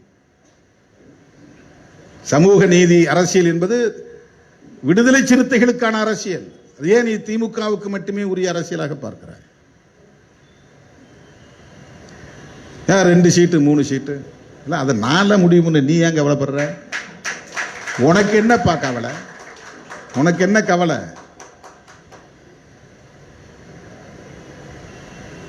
இப்போ 10 சீட்டு கொடுக்குற இடத்துக்கு போனால் சரியாயிருமா? அது 10 சீட்டு ஒருத்தன் கொடுத்துறான், 15 சீட்டு கொடுக்குறான், உடனே ஆட்சி பிடிச்சிட முடியுமா? யோசிச்சு பாருங்க. சனாதன சக்திகள் இந்த மண்ணிலே வேரூன்றி விடக் கூடாது என்கிற போது அவர்களை தனித்து நின்று எதிர்க்கிற வலிமை இன்னும் எங்களுக்கு போதவில்லை. எனவே அவர்களை எதிர்க்கிற அத்தனை பேரோடும் நாங்கள் கைகோர்த்து நிற்கிறோம், இடதுசாரிகளோடு நிற்கிறோம், காங்கிரஸோடும் கூட எங்களுக்கு முரண்பாடு இருந்தாலும் சேர்ந்து நிற்கிறோம். ஏனென்றால் திருமாவளவன் உயர்த்தி பிடித்த அரசமைப்பு சட்டத்தை இன்றைக்கு ராகுல் காந்தி உயர்த்தி பிடிக்கிறார். ஈழத்தமிழர் பிரச்சனையில அவங்களோடு எங்களுக்கு முரண்பாடு இருக்கிறது, அது வேறு, அது விமர்சிக்கிறோம். ஆனால் அது காங்கிரசுக்கு மட்டுமே உரியதல்ல, அது சர்வதேச அரசியல். ஈழத்தமிழர் அரசியலில் பாகிஸ்தானுக்கும் பொறுப்பு இருக்கிறது, சைனாவுக்கும் பொறுப்பு இருக்கிறது, கனடாவுக்கும் பொறுப்பு இருக்கிறது, அமெரிக்காவுக்கும் பொறுப்பு இருக்கிறது. 22 நாடுகள் பிரபாகரன் அவர்களை எதிர்த்து களத்திலே நின்றன. ஏன் அவனுங்களெல்லாம் யாரையும் நீங்க பேச மாட்டேங்கிறீங்க? ஒன்னு அரசியல் அறியாமையா இருக்கணும், இல்லைன்னா வெறும் அரசியல் ஆதாயத்திற்கான வன்மமாக இருக்க வேண்டும், அவ்வளவுதான். ஒரு மாநிலத்தின் முதலமைச்சருக்கு வெளிவிவகார கொள்கையில எந்த முடிவும் எடுக்க முடியாது. இது அடிப்படை அரசியல் அறிவு உள்ளவன் எவனுக்கும் புரியும். ஆனா இங்க இருக்கிறவன் அத்தனை பேரும் கருணாநிதி தான் காரணம், கருணாநிதி தான் காரணம், கருணாநிதி நினைச்சிருந்தா போரை நிறுத்தி இருக்க முடியும். இப்ப கருணாநிதி அவர்களை டிஃபெண்ட் பண்ணணும் அப்படிங்கிறது நம்ம நோக்கம் இல்லை. அது நீ பேசுற அரசியலே தப்புடான்னு நாம சொல்றோம். நீ பேசுற அரசியலே தப்பு. காழ்ப்புணர்ச்சி நீ கக்கிறியே தவிர ஒரு மாநில முதலமைச்சர் ரிசைன் தான் பண்ண முடியும், அவ்வளவுதான். வேற ஒன்றும் பண்ண முடியாது, வேற ஒன்றும் பண்ண முடியாது. எந்த வெளிவிவகார முடிவையும் ஒரு மாநில முதலமைச்சரால் பண்ண முடியாது. சும்மா கேட்கிறவன் கேனை என்றதுனால எரும மாடி ஏரோப்ளேன் ஓட்டுதுன்னு சில பேர் கதையை கட்டி விட்டுக்கிட்டு இருக்கிறாங்க. நான் முதலமைச்சரானால் காவல்துறையை அனுப்பி ஈழத்தை மீட்டு கொடுப்பேன்னா இது அந்த மக்களை கேட்கறனா எவ்வளவு முட்டாளா நீங்க நினைக்கிறீங்க? இது எவ்வளவு பெரிய ஏமாற்று வேலை. இது காவல்துறைக்கு என்ன அதிகாரம் இருக்கு? முதல்ல நீ தமிழ் தேசியம் பேசுறதுனா கான்ஸ்டிடியூஷனை ஏற்றுக்க கூடாது, எலெக்ஷன்ல நிற்க கூடாது, எலெக்ஷன் நிற்க கூடாது. ஏன்னா நான் அப்படிதான் இப்ப எம்எல்ஏ இயக்கம் இருக்குது. மார்க்சிய லெனினிய இயக்கம் இந்த பார்லிமெண்டரி டெமோக்ரஸியை நாங்க எதிர்க்கிறோம், அதனால நாங்க எலெக்ஷன்ல போட்டியிடல, இந்த கான்ஸ்டிடியூஷன் எங்களுக்கு உடன்பாடு இல்லை, இந்த பார்லிமெண்டரி டெமோக்ரஸி எங்களுக்கு உடன்பாடு இல்லை, இந்த சிஸ்டம் குறிப்பிட்ட சிலரை பணக்காரர்களாக ஆக்கும், அதிகாரத்தில் உட்கார வைக்கும், ஏழை எளிய மக்களை தொடர்ந்து சுரண்டி கொண்டே இருக்கும், அதனால் இதில் எங்களுக்கு உடன்பாடு இல்லைன்றாங்க. இப்ப இந்திய தேசியம் பேசுறவங்க இதை ஏற்றுக்கொள்கிறார்கள், கான்ஸ்டிடியூஷனை. தேசிய பார்வை உள்ளவங்க ஏத்துக்கிறாங்க. நாம எப்படி ஏத்துக்கிறோம்னா, சாதி என்பது தமிழ்நாட்டுக்கு மட்டும் உரிய பிரச்சனை அல்ல, இது தேசிய பிரச்சனை. Cost discrimination is a national phenomena. India முழுவதும் இருக்கு. இந்தியாவில் உள்ள எல்லா ஒடுக்கப்பட்ட சாதிகளும் ஒன்று சேர்ந்து ஒரு அரசியல் சக்தியாக மாறினால்தான் சாதியை ஒழிப்பதற்கான ஒரு முன்னெடுப்பையே செய்ய முடியும். சேர்ந்து நிற்கணும். தனியா அங்க நின்று இது தமிழ்நாடு மட்டும் தனியா இல்ல, தனிநாடான பிறகு நம்ம பேசினா அதுல பிரச்சனை கிடையாது. ஆனா இந்தியா என்பது கான்ஸ்டிடியூஷனோட தமிழ்நாட்டையும் இணைச்சு வச்சிருக்கு. தமிழ்நாடும் இணைந்ததுதான் இந்தியா, தமிழ்நாட்டுக்கும் சேர்ந்ததுதான் கான்ஸ்டிடியூஷன். அந்த கான்ஸ்டிடியூஷன் தான் செக்யூலரிசத்தை வலியுறுத்துகிறது. அந்த கான்ஸ்டிடியூஷன் தான் சாதியை ஒழிப்பதற்கு அடித்தளம் அமைத்திருக்கிறது. எனவே நான் கான்ஸ்டிடியூஷனை ஏற்றுக்கொண்டிருக்கிறேன். ஆனாலும் தமிழர் என்கிற ஒரு இனம், பாரம்பரியம் உள்ள ஒரு இனம், அறிவு சார்ந்த ஒரு பேரினம், தனித்தன்மையை இழந்துவிடக் கூடாது என்பதற்காக நீட்டை எதிர்க்கிறோம், இந்தி திணிப்பை எதிர்க்கிறோம், வடவர் ஆதிக்கத்தை எதிர்க்கிறோம், சமஸ்கிருதமயமாதலை எதிர்க்கிறோம். அந்த அடிப்படையிலான ஒரு தேசிய உணர்வை, தமிழ் தேசிய உணர்வை நாங்கள் மொழி அடிப்படையிலான ஒரு பார்வையில் அதை அணுகுகிறோம், அவ்வளவுதான். இதில் எந்த முரண்பாடும் கிடையாது.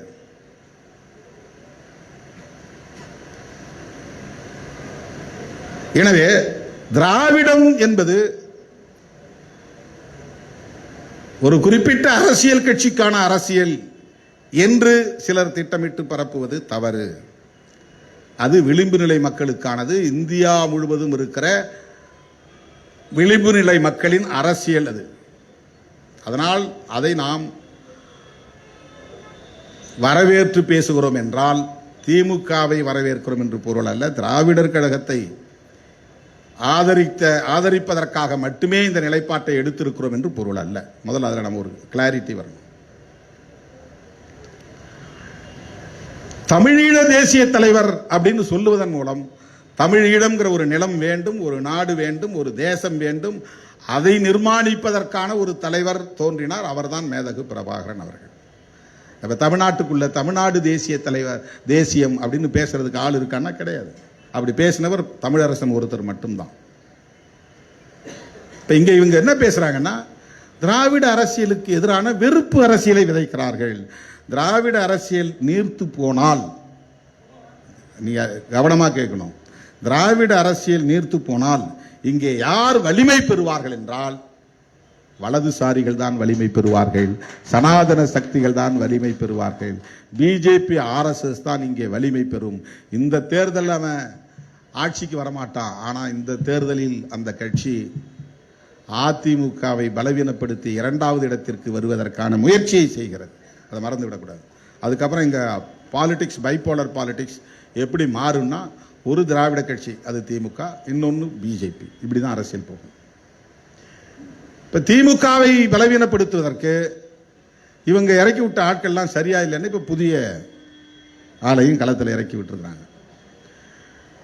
இப்போ நம்ம ஏன் அவங்க மேலே இந்த விமர்சனத்தை வைக்கிறோம்னா, கவலையில் இருந்து தான். நாடு என்ன நிலைக்கு ஆகிவிடு. இப்போ அவங்க இன்னைக்கே நாளைக்கே ரீப்ளேஸ் பண்ணுறவங்களா இருந்தால் ஓகே, டிஎம்கேவை மாற்றிட்டு அவங்க ஆட்சிக்கு வரக்கூடிய சக்தி அவங்களுக்கு இருந்தால் பிரச்சனை இல்லை, அவங்களால வர முடியாது. இப்போ அவங்க என்ன செய்ய போகிறாங்கன்னா, டிஎம்கே ஆட்சிக்கு வர விடாமல் தடுக்கணும், அதான் அவங்க நோக்கம். இப்போ டிஎம்கேங்கிற கட்சி ஆட்சிக்கு வருதுங்கிறது திமுகவுக்கு தானே நல்லது, திருமாவளவனுக்கு என்ன நல்லதுன்னு கேட்கலாம். யார் ஆட்சிக்கு வர்றாங்க அப்படிங்கிறது எங்கள் கூட்டணியில் அது வேறு முடிவு. ஆனால் சனாதன சக்திகள் இங்கே வலிமை பெறாமல் தடுக்க வேண்டுமானால் இந்த கூட்டணி வெற்றி பெற்றாக வேண்டும். இந்த கூட்டணி வெற்றி பெற்றாக நாம் அங்கம் வகிக்கிற கூட்டணி, நாமும் சேர்ந்து உருவாக்கிய கூட்டணி, மதசார்பற்ற முற்போக்கு கூட்டணி. அந்த கூட்டணியை வலிமைப்படுத்த வேண்டிய பொறுப்பும் கடமையும் இந்த கூட்டணியில் அங்கம் வகிக்கும் ஒவ்வொரு கட்சிக்கும் உண்டு. இப்ப நீங்க மட்டும் ஏன் திரும்ப திரும்ப சொல்றா, எங்களை மட்டும்தானே திரும்ப திரும்ப சீண்டிக்கிட்டே இருக்கிறீங்க. திரும்ப திரும்ப சீன்றதுனால திரும்ப திரும்ப சொல்றோம். இப்ப அதில் என்ன புரிந்து கொள்ள வேண்டும் என்றால், நாங்கள் எடுத்துக்கொண்ட நிலைப்பாட்டிலும் உள்வாங்கி இருக்கிற கருத்தியலிலும் நாங்கள் உறுதிப்பாட்டோடு இருக்கிறோம், அவ்வளவுதான். நாங்க ரொம்ப ஸ்ட்ராங்கா இருக்கிறோம், அவ்வளவுதான். இதுல இப்ப யாரும் லாபம் அடைவானா, லாப நட்ட கணக்கு எங்களுக்கு இப்ப தேவையில்லை. எங்க கூட்டணியை பொறுத்தவரையில்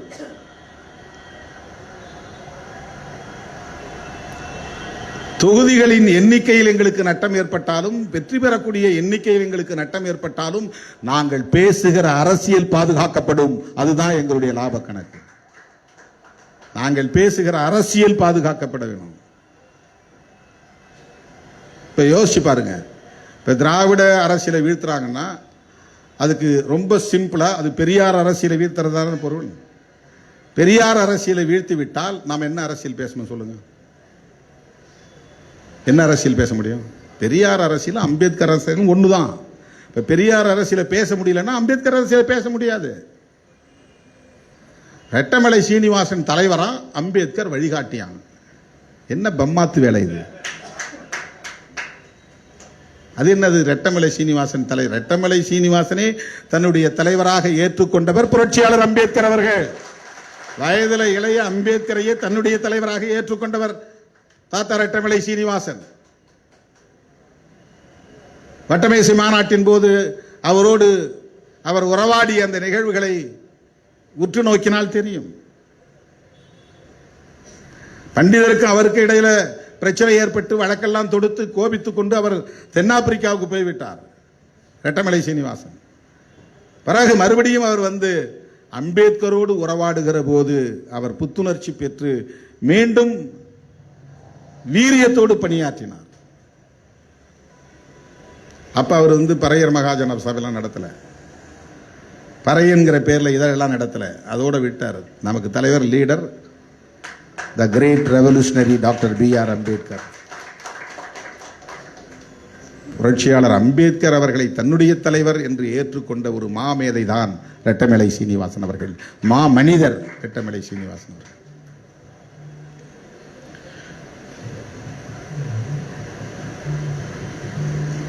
தியாக தீபம் திலீபன் அவருடைய உண்ணாநிலை அறப்போராட்டம் ஏன் நடந்தது தெரியுமா? இந்த ஒரு செய்தி மட்டும் மறுபடியும் நினைவுபடுத்துறேன், ஏற்கனவே பேசினது தான். இங்கிருந்து IPKF அங்கே போய் இருக்கு, ஒப்பந்தம் போடுறாங்க, இந்தியா இலங்கை ஒப்பந்தம் போடுறாங்க. அந்த ஒப்பந்தத்தின்படி IPKF நடந்துக்கணும், சிங்களவர்களும் நடந்துக்கணும். புலிகள் யாரையாவது கைது செய்தா சிங்களவர்கிட்ட ஒப்படைக்க கூடாதுங்கிறதெல்லாம் ஒப்பந்தம். சிங்கள குடியேற்றம் தமிழர் பகுதிக்குள்ள நடக்கக்கூடாதுங்கிறது ஒப்பந்தம். சிங்களவர்களை வழியை கொண்டு வந்து தமிழர் நிலத்தில் குடியேற்றுறது. அதிகாரிகள்ங்கிற பேரில் வந்துடுறது. ரெவன்யூ அஃபிஷியல்ஸ் வருவாங்க, அவங்க குடும்பம் வந்துடும். மிலிட்ரி ஆட்கள் வருவாங்க, அவங்க குடும்பம் வந்துடும். போலீஸ் அஃபிஷியல்ஸ் வருவாங்க, அவங்க குடும்பம் வந்துடும். அப்புறம் வேலை செய்கிறது, தொழில் செய்கிறதுங்கிற பேரில் அவங்க குடும்பங்கள்லாம் வந்துடும். அப்படி தமிழர்கள் மட்டும் தனியாக இருக்கிற பகுதிங்கிறதுனால தான் இது தமிழர் நிலம்னு சொல்கிறான். அவன் மட்டுமே ஓட்டு போட்டு அவனுடைய ஆட்களை தேர்ந்தெடுத்துக்கிறாங்க. இங்கே வந்து சிங்களவர்களை கொண்டு வந்து இணைச்சி விட்டா, அவங்களை இங்கே தங்க வச்சுட்டா வாக்காளர்களாக சிங்களவர்களும் மாறுவாங்க. நாளைக்கு சிங்களவர்களை வேட்பாளர்களாக நிறுத்தி வெற்றி பெற வைக்க முடியும். இதுதான் அவன் கணக்கு. சிங்கள குடியேற்றம் கூடாது, காவல் நிலையங்களின் எண்ணிக்கையை பெருக்கக்கூடாது, இதெல்லாம் அவங்க கோரிக்கை. இப்ப பிரபாகரனுடைய வழிகாட்டுதலோடு தான் திலீபன் உண்ணாநிலை போராட்டத்தை தொடங்குறார். 5 கோரிக்கைகளை வச்சு 21 நாள் ஒரு சொட்டு நீர் கூட அருந்தாமல் கிடந்தவர் உயிரிழக்கிறார். இந்திய அரசு கருணை காட்டவில்லை. அவங்க நிறைவேற்றிய ஒப்பந்தத்தை நடைமுறைப்படுத்துவதிலே உறுதியாக இருந்தார்கள். அவங்க ஒப்பந்தம் என்ன ஒப்பந்தம் தெரியுமா? இதுவே இப்ப நம்மளை விமர்சிக்கிற பல பேருக்கு தெரியாது. இந்தியாவில் இருக்கிற மாதிரி மாகாணங்களை பிரித்து மாகாணங்களுக்கு தேர்தல் நடத்தி இங்க மாநில முதலமைச்சர் இருக்கிற மாதிரி அங்க மாகாண முதலமைச்சர் பிராவின்ஸ். இலங்கைய 9 மாகாணங்களா பிரிக்கிறாங்க. இந்த 9 மாகாணத்தில் வடக்கும் கிழக்கும் சேர்ந்து ஒரே மாகாணம். அந்த ஒரு மாகாணத்துக்கு தேர்தல் வைப்போம். அந்த தேர்தலில் நீங்க யார் வேணாலும் நின்று ஜெயிச்சிருங்க. பிரபாகரன் விரும்பினா பிரபாகரனே நாங்கள் முதலமைச்சர் ஆக்கிறோம். இதுதான் அவங்க எடுத்த முயற்சி. இதுக்காக ஒப்பந்தத்தின் அடிப்படையில் இலங்கை அரசமைப்பு சட்டத்தில் ஒரு திருத்தம் கொண்டு வரோம். அந்த திருத்தம் தான் 13வது திருத்தம் பேர்.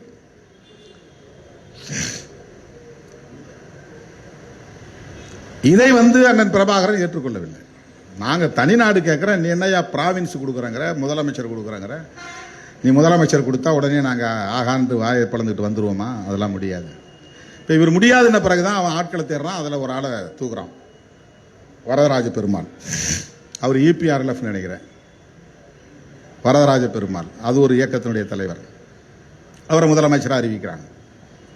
அவர் உயிருக்கு ஆபத்து ஏற்பட்டு இங்கே அங்கே முதலமைச்சராக அறிவிச்சுட்டு இங்கே இந்தியாவுக்குள்ள கொண்டு வந்து அவர் தங்க வச்சுட்டாங்க. இப்போ கூட அவர் இருக்கிறார். அவர் ஒரு இயக்கத்தை நடத்துகிறார் நினைக்கிறேன். ஆஃபர்னு ஒரு இயக்கம், ஏதோ ஒரு NGO வச்சு நடத்துகிறார்.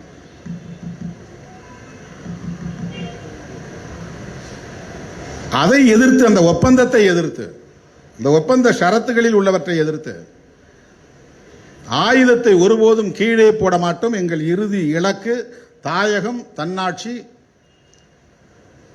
தேசியம். தாயகம், தேசியம், தன்னாட்சி.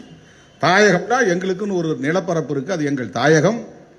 தேசியம்னா அது தமிழீழ தேசியம், தன்னாட்சினா நாங்களே ஆண்டு கொள்வோம், நீ யாரும் இங்க நாட்டை ஆளாத.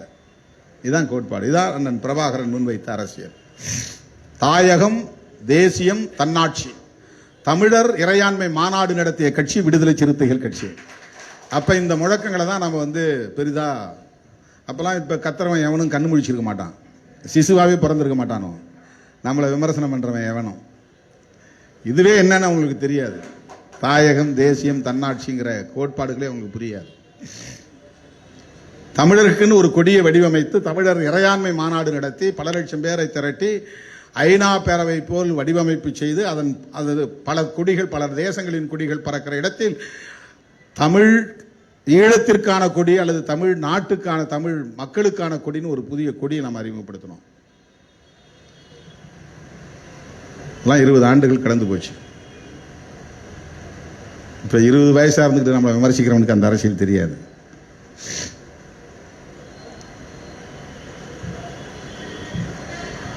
ஆக திலீபன் அவர்கள் அண்ணன் பிரபாகரன் அவர்களின் வழிகாட்டுதலோடு இந்திய அரசுக்கு வேண்டுகோள் விடுத்து உண்ணாநிலை அறப்போராட்டத்தை மேற்கொண்டார். ஆயுதம் ஏந்திய போராளிகள் இந்திய அரசுக்கு வேண்டுகோள் விடுத்து தான் போராட்டம் நடத்தினாங்க.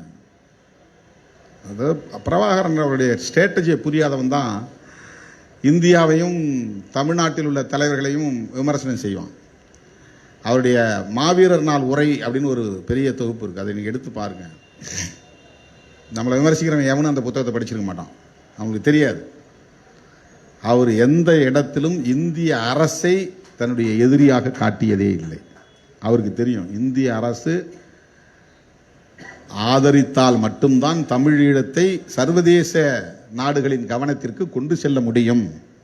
இப்ப இந்திய அரசை பகைச்சிக்க கூடாது, இந்திய அரசை எதிரியா நிறுத்தக்கூடாது, இந்திய அரசை விமர்சிக்க கூடாது.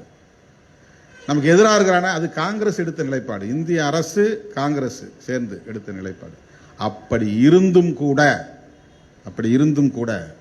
2009 தேர்தலில் நடேசன் என்கிற அரசியல் துறை பொறுப்பாளர், சத்தியமூர்த்தி என்கிற சேரலாதன் ஆகிய 2 பேரும் தொலைபேசியில் தொடர்பு கொண்டு என்கிட்ட பேசும்போது சொன்ன வார்த்தை, அங்க இருக்கிறவங்க ஏதாவது பேசுறாங்க அல்லது விமர்சிக்கிறாங்கன்னு சொல்லிட்டு நீங்க எந்த குழப்பத்துக்கும் ஆளாக வேண்டாம். நீங்க உங்களுக்கென்று ஒதுக்கப்பட்ட 2 தொகுதிகளிலும் வெற்றி பெற்று நாடாளுமன்றத்தில் போய் குரல் கொடுக்க வேண்டும். இது அண்ணன் பிரபாகரன் அவர்களின் அறிவுரை அடிப்படையிலே உங்களுக்கு சொல்லுகிறோம் அப்படின்னு சொன்னாங்க. அவங்களுக்கு இது என்ன, இதை நான் எடுத்த முடிவை நியாயப்படுத்துறதுக்காக நான் சொல்றேன். அவங்களுடைய புரிதல் எப்படி இருக்கு பாருங்க, இந்த மெச்சூரிட்டி, இந்த முதிர்ச்சி. அதாவது என்ன நீங்க காங்கிரஸோட சேர்ந்துக்கிட்டீங்க அப்படின்னு அவங்க சொல்லல, நீங்க ஏன் எலெக்ஷன்ல நிக்கணும் அதை விட்டு வெளியே வாங்க அப்படின்னு சொல்லல, இல்ல தனியா நில்லுங்க நாங்க உங்களுக்கு உதவி செய்யறோம் அப்படிலாம் சொல்லல. உங்களுக்கு 2 சீட்டு கொடுத்துருக்காங்க, கண்டெஸ்ட் பண்ணுங்க, ஜெயிச்சு போகணும், அதுதான் முக்கியம். இதுதான் பிரபாகரன் அவர்களின் ஸ்ட்ராட்டஜி, அவருடைய புரிதல். இன்னைக்கு இதை சர்வதேச அரசுகளின் கவனத்திற்கு எடுத்து செல்லணும்னா ஏதாவது ஒரு அரசினுடைய ஆதரவு நமக்கு தேவை. விடுதலை புலிகள் இயக்கத்திற்கு உலகத்தில் ஏதாவது ஒரு அரசாவது அவர் வாழ்ந்த காலத்தில் ஆதரவு தெரிவிக்கிற நிலை இருந்ததா என்றால் இல்லை. ஏன் இதை நம்ம ரொம்ப ஆழமா நம்ம யோசிக்கணும். ஒரு நாடு கூட அங்கீகரிக்கவில்லை, எந்த அரசும் அதை ஆதரிக்கவில்லை. காரணம் என்னன்னா எல்டிடி இயக்கத்தை ஒரு டெரரிஸ்ட் மூவ்மெண்ட்னு பிராண்ட் பண்ணிட்டாங்க, பயங்கரவாத இயக்கம். காசாவில் இருக்கிற இயக்கத்தை டெரரிஸ்ட் இயக்கம் தானே சொல்லி இஸ்ரேல்காரன் பாம்பு போட்டுக்கிட்டு இருக்கிறான். அதுக்கு அமெரிக்கா போன்ற நாடுகள்லாம் ஆதரவு தெரிவிக்குது.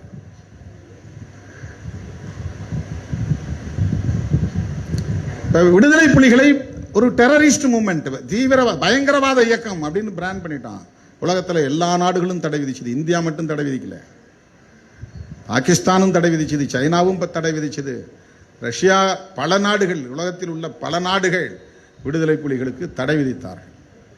அதுக்கு ஒரே ரீசன், அது மக்கள் இயக்கம் என்றோ விடுதலை இயக்கம் என்றோ அறியப்படாமல் பயங்கரவாத இயக்கம் என்று முத்திரை குத்தப்பட்டதுதான் காரணம். அது ஒரு ஸ்டிக்மா இன்னைக்கும் இருக்கு. இப்போ ஒரு படத்தை டிவியில் காட்டினாங்கன்னா உடனே நம்ம ஃபேஸ்புக்கை பிளாக் பண்ணிடுவான். ஃபேஸ்புக் நடத்துறவன் எனக்கு 2-3 தடவை அது மாதிரி ஆயிருக்கு. அதுக்கு என்ன காரணம்? காங்கிரஸ் சொல்லிக் கொடுத்து தான் பிளாக் பண்றானா அல்லது கருணாநிதி சொல்லிக் கொடுத்தாரா? அரசியலா புரிந்து கொள்ள வேண்டும். விடுதலை புலிகளுக்கு எதிரான நிலைப்பாடு உலக நாடுகளில் எல்லாம் மேற்கொள்ளப்படுவதற்கு எது காரணம் என்று பார்க்க வேண்டும். இந்திய அரசு மட்டும்தான் காரணமா? காங்கிரஸ் கட்சியும் திமுகவும் தான் காரணமா? அல்லது அந்த கூட்டணியிலே இணைந்ததால் விடுதலை சிறுத்தைகள் காரணமா? இப்படி நீ சிந்திச்சினா நீ உன்னை நம்புகிற மக்களை ஏமாற்றுகிறாய், தவறாக வழிநடத்துகிறாய் என்றுதான் பொருள். விடுதலை புலிகள் இயக்கம் ஒரு மக்கள் இயக்கம் என்று நிறுவுவதிலே ஏற்பட்ட பின்னடைவுதான் இதற்கு காரணம். அது ஒரு தேசிய இன விடுதலை இயக்கம் என்று நிறுவுவதிலே ஏற்பட்ட பின்னடைவுதான் இதற்கு காரணம். இந்த அடிப்படை அரசியலை புரிந்து கொள்ள வேண்டும்.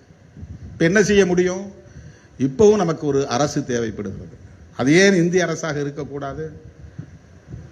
சரி, காங்கிரஸ் போய்விட்டது, பிஜேபி ஆட்சிக்கு வந்து இன்னைக்கு 11 வருஷம் முடிஞ்சு போச்சு. பிஜேபியுடைய நிலைப்பாடு என்ன? புலிகளை ஆதரித்தார்களா? தமிழீழ கோரிக்கையை ஆதரித்தார்களா? விடுதலை புலிகள் மீதான தடையை நீக்கினார்களா?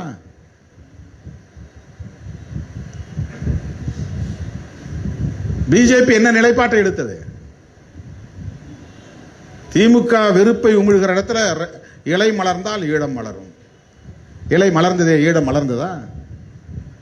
எப்படி இலை மலர்ந்தால் எப்படி அண்ணா திமுக போய் என்ன பண்ண முடியும்? அவங்க என்ன தனியா மிலிட்டரி அனுப்ப முடியுமா? வெளிவகார கொள்கையில் அவங்களால எந்த நிலைப்பாட்டையும் எடுக்க முடியுமா? பிரபாகரனை கைது சொன்னது யாரு? கலைஞர் கருணாநிதி அவர்களா? செல்வி ஜெயலலிதா அம்மையாரா? சட்டமன்றத்தை தீர்மானம் போட்டது யாரு?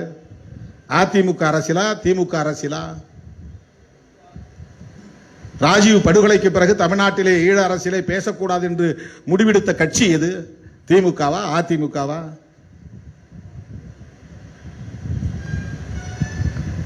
வன்னி வரையில் சிங்கள படையினரின் ஆக்கிரமிப்பு வந்த பிறகு புலிகள் அழிக்கப்பட போகிறார்கள் என்று தெரிந்த கடைசி நொடியில் தானே அதிமுக ஆட்சியில் ஒரு தீர்மானம் நிறைவேற்றப்பட்டது. அதற்கு முன்பு வரையில் 91 இருந்து 2009 வரையில் அதிமுகவுடைய நடவடிக்கைகள் என்ன? ஈழத்தை ஆதரித்தார்களா? தீர்மானம் போட்டார்களா? புலிகளை ஆதரித்தார்களா?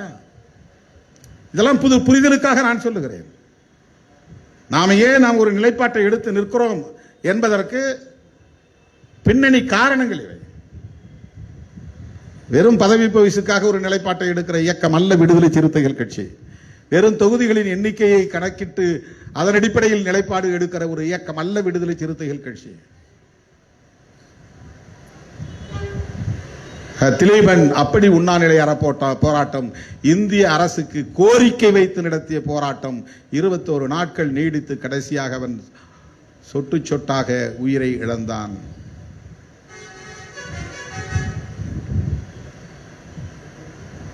அது மாபெரும் தியாகம். கேப்டன் மில்லர் வெடிமருந்து நிரப்பிய டிராக்டரோடு போய் பகை முகாமை அழித்தொழித்தது ஒரு வரலாறு என்றால், அங்கையர்கண்ணி வெடிமருந்து நிரப்பிய படகை ஓட்டிக்கொண்டு போய் சிங்கள படையினரின் கப்பலில் மோதி தன்னை தியாகம் செய்து கொண்ட வரலாறு ஒன்று என்றால், வெடிமருந்தையோ ஆயுதங்களையோ ஏந்தாமல் உண்ணாநிலை அறப்போராட்டத்தை அறவழியிலே மேற்கொண்டு ஒரு சொட்டு நேரும் அருந்தாமல் கிடந்து தன் உயிரை ஈகம் செய்த ஒரு மகத்தான போராளி திலீபன். இப்படிப்பட்ட போராளிகள் நம்மை போன்ற இயக்கங்களில் உருவாக்க வேண்டும். எலெக்ஷன் வரும் போகும், இந்த இயக்கம் ஒருபோதும் சோர்வடைந்து விடக்கூடாது, நேர்த்து போகக்கூடாது. அதுக்கு யார் வேணாலும் ஆட்சி வரட்டும், ஆனால் சிறுத்தைகள் ஒருபோதும் நேர்த்து போகக்கூடாது. இது போன்ற கொள்கை கோட்பாடுகளில் உறுதியாக இருக்க வேண்டும், தெளிவாக இருக்க வேண்டும். தீரத்தோடு போராடுகிற போர்க்குணத்தோடு களமாட வேண்டும்.